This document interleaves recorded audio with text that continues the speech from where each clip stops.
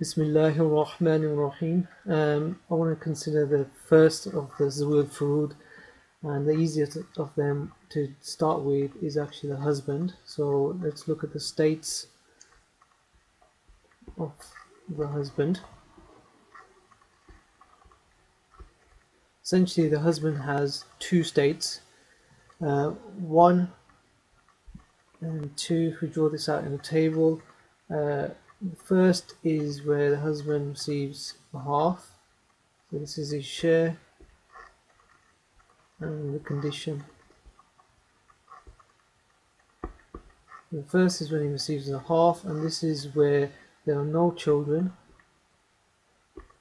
Remember, we're talking about children for deceased, and there are no sons' children. And we'll come back to what that means exactly shortly. And the second state is when he receives a quarter, and as you may have guessed, this is when there are children or sons' children. So these are the two states. You have to remember, either the husband gets a half or he gets a quarter. So let's have a little bit more detailed look at what that means. So we have X, and she has husband,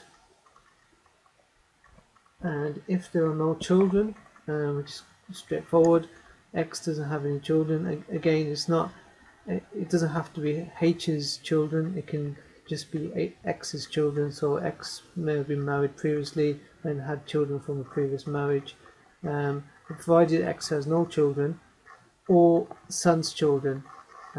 So we have son, and he has a son and a daughter.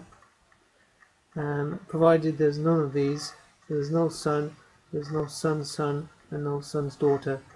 We're not talking about X's daughter's children, son and daughter. These aren't considered, these two aren't considered, because these two are part of the Zawil Arham, whereas the daughter and the son's daughter and son's son are considered.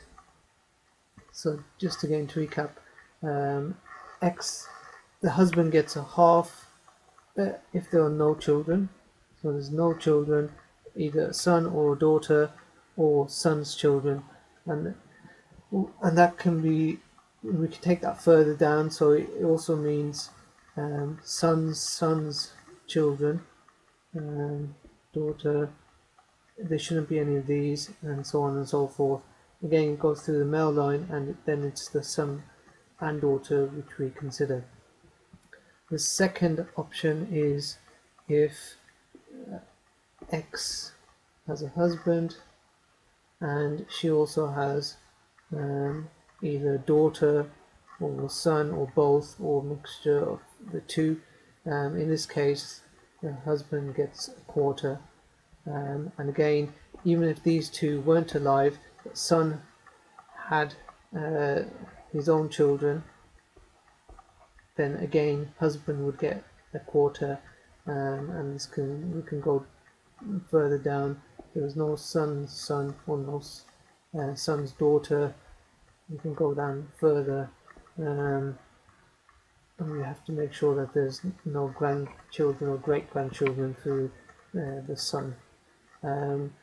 So in this situation, if there is, then if there are children, then the husband gets a quarter. If there are no children, then the husband gets a half.